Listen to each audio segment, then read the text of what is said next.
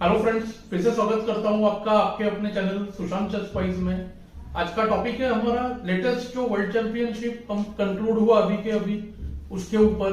तो आज हमने देखा कि कैसे गुकेश ने लास्ट राउंड में विन कर वर्ल्ड चैंपियनशिप टाइटल जीत लिया डिंग लीरेन के साथ। अब इस मैच के बारे में काफी कमेंटेटर्स ने अपना अपना व्यू बताया है। तो ओवरऑल अगर हम देखेंगे, जब मैच स्टार्ट होने वाला था तो गुकेश एकदम फेवरेट था, लेकिन आप देखोगे फर्स्ट राउंड में ही डिंग लीरेन ने विन किया, वो भी ब्लैक से। और ओवरऑल मैच का टोन ऐसा था कि गुकेश का आप देखोगे ओपनिंग प्रिपरेशन बहुत अच्छा था और प्ले भी मेरे ख्याल से डिंग से थोड़ा बेटर ही था। डिंग ने वर्ल्ड चैंपियन का मेन क्वालिटी ऐसा दिखाया कि जब भी पोजीशन में बाउंस बैक कर सकता था उसने बेस्ट डिफेंस किया और स्पेशली टाइम प्रेशर में उसने सरप्राइज किया। तो ओवरऑल ये जो मैच था और जो मेरा पर्पज है इस पोजीशन को दिखाने का आपको कि साइकोलॉजी कैसे वर्क करता है और प्रेशर हैंडलिंग कैसे प्लेयर्स यूज करते हैं। तो पूरा मैच अगर हम देखें तो एक तरह से डिंग हम कह सकते हैं ज्यादा प्रेशर में था और स्पेशली लास्ट मैच ऐसा था कि गुकेश पॉन अप था और ऐसे लग रहा था कि कुछ एडवांटेज मिलेगा, पर विनिंग इतना एडवांटेज नहीं था। तो आखिर ऐसा क्या हुआ कि डिंग का लॉस हो गया। तो क्या होता है, जब प्रेशर हमारा बहुत देर तक बिल्ड होता है तो उसमें एक ऐसा पॉइंट आता है जब लगता है कि सब कुछ ठीक है और उसी वक्त जो है हमारा ध्यान कम हो जाता है। तो आपने जैसे कि देखा होगा कि पोजीशन विनिंग नहीं होते हुए भी, ड्रॉ के पास होते हुए भी गुकेश ट्राई कर रहा था कि ज्यादा से ज्यादा डिंग को परेशानी हो, ताकि अगर गेम ड्रॉ भी हो जाए तो कल के मैच के लिए जो मेमोरी रहेगा उसमें डिंग को तकलीफ वाला रहेगा कि बहुत डिफिकल्ट पोजीशन में वो होल्ड करके गेम को ड्रॉ में ले गया। तो उसमें क्या होगा, एनर्जी जो है डिंग का थोड़ा ज्यादा जा रहा था। और लास्ट में अगर आप डिंग के वीडियोस वगैरह देखो तो आप देखोगे कि वो थोड़ा रिलैक्स हो चुका था कि उसको लगा अब तो गेम ड्रॉ होने ही वाला है। तो हम उसी पॉइंट पे आ रहे हैं। ये जो पोजीशन लिया है, मेरा पर्पज आपको एक बहुत इंस्ट्रक्टिव एंड गेम पोजीशन भी बताना है और ये साइकोलॉजी को बताना है कि आखिर गुकेश देखिए मेंटली भी थोड़ा स्ट्रांग था और ओवरऑल प्रिपरेशन में भी थोड़ा सा बेटर था। तो चलते हैं गेम पोजीशन पर, जहां से मिस्टेक का जो आप देखोगे चांस क्रिएट हुआ। ये जो पोजीशन है देखिए, लगभग यहाँ पर फर्स्ट टाइम कंट्रोल खत्म हो चुका था और प्रेशर यहाँ पे देखिए रिलीज होने का पॉइंट आ गया था। यानी कि बहुत मेहनत के बाद डिंग ने अब देख लिया कि अब इस पोजीशन में ज्यादा कुछ करना नहीं है, बस बिशप और रूक मूव करते रहना है। जब ब्लैक रूक हटेगा तो G3 को किंग से सपोर्ट देंगे, राइट। पर देखिए क्या हुआ, व्हाइट ने खेला रूक A4, गुकेश ने बिशप पर अटैक किया। अब यहाँ पे देखिए अगर बिशप C6 करे तो बस कोई बात नहीं है, शायद G2 भी चल जाए। Bishop C6 B7 C6 B7 करते रहा जा सकता है। डिंग ने सोचा चलिए बिशप को सपोर्टेड ही रखता हूं, सेफ है, यहाँ पे कोई रिस्क नहीं है। ऑफकोर्स यहाँ पे कोई रिस्क नहीं था। गुकेश ने सोचा किंग E5 तक लाते हैं और पोजीशन को देखते हैं फिर क्या होता है।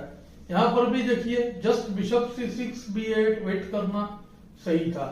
डिंग ने खेला रूक F4, क्योंकि अब माइंड में क्या चल रहा होगा कि अब तो चलो रूक F2 खेलता हूं, रूक्स एक्सचेंज होते हैं और गेम इजीली ड्रॉन, अब गेम को मैं टाई ब्रेक में ले जाऊंगा। ये डिंग के माइंड में था पिछले वर्ल्ड चैंपियनशिप मैच से भी।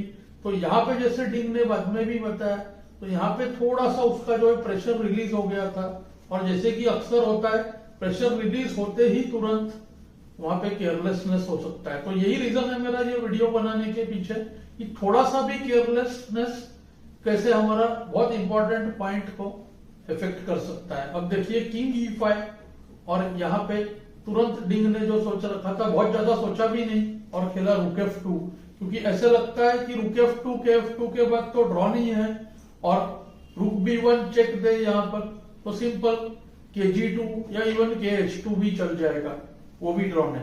तो सभी कुछ ड्रॉन है ऐसा लगता है। इस पॉइंट पे गुकेश ने कहा भी मैं ऑलमोस्ट रूक B3 खेलने ही वाला था, पर देखिए अलर्टनेस अब गुकेश का ज्यादा था तो उसने क्रॉस चेक किया। यही चीज डिंग ने इस गेम में नहीं किया, पर आप देखोगे पिछले जितने गेम्स में डिंग टाइम प्रेशर में था तब उसका प्ले एक्यूरेट था क्योंकि प्रेशर था। तो मिस्टेक कहां पे हुआ, प्रेशर रिलीज के पॉइंट पर हुआ।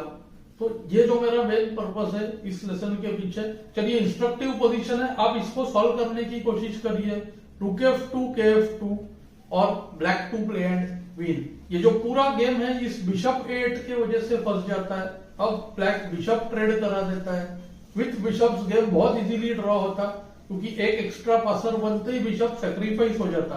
पर अब देखिए, ये जो पोजीशन है ये बहुत ही फेमस पोजीशन है, ये काफी एंड गेम बुक्स में होता है।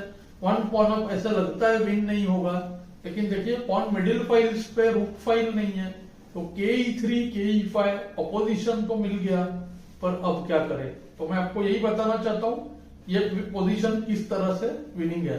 सबसे पहले देखिए, किंग हटाना फोर्स्ड है kd3। अगर इस जगह पे ke2 करे तो देखिए सीधा ही अपोजिशन मिल जाएगा ke4 kf2 kd3 kg2, उसको किंग e2, और किंग कॉर्नर जाते ही किंग f2 आकर हम g3 पॉन ले लेंगे, या तो शायद मेटिंग नेट में भी f4 करके फंसा ले। तो ये बहुत इजी विन है। लेकिन पॉइंट ऐसा है कि जैसे ही kd3 खेलेगा तो अब ब्लैक क्या करे, क्योंकि kd5 ke5 ke3 इस तरह से ड्रॉ ही होते रहेगा। यहाँ पे ब्लैक का विनिंग मूव है, देखिए f4। अब पॉइंट ऐसा है कि किंग जाकर देखिए h2 पर बैठ जाएगा। For example pawn takes pawn, king takes pawn, ke2 kg3 good move, only move. और अब किंग देखिए पॉन से आगे होना चाहिए। मैंने काफी king and pawn end game के लेसन्स बताए, एकदम बेसिक है। देखिए king should be ahead of the pawn, और देखिए किंग 6th रैंक पे भी था। तो ये हो गया क्लासिक केस, ये दो कंडीशन होते ही अब देखो पॉन का पोस्ट क्वीन हो गया, तो ब्लैक इसमें जीत जाता। और बचा अगर f4 को डायरेक्ट ही ke2 करे तो ke2 को f3 चेक।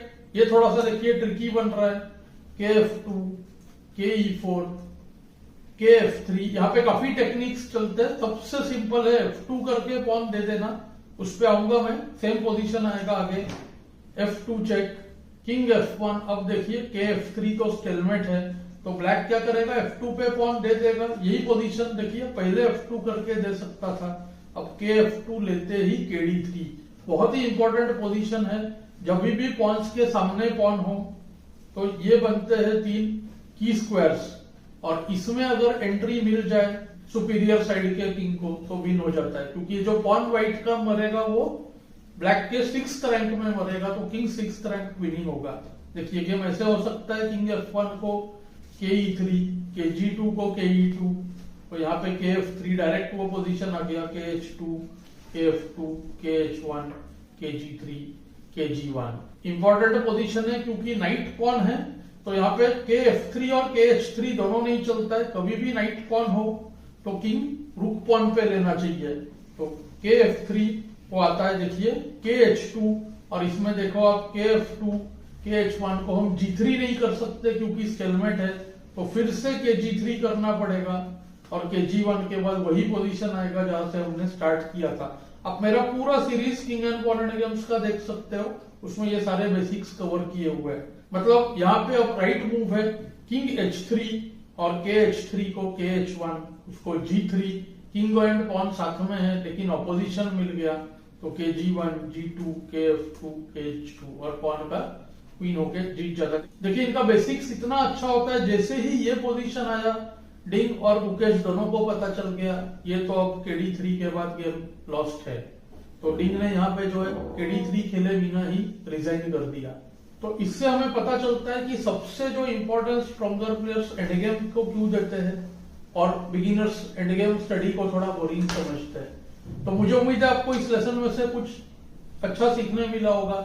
मुझे कमेंट्स में जरूर बताएं। Thanks for your time.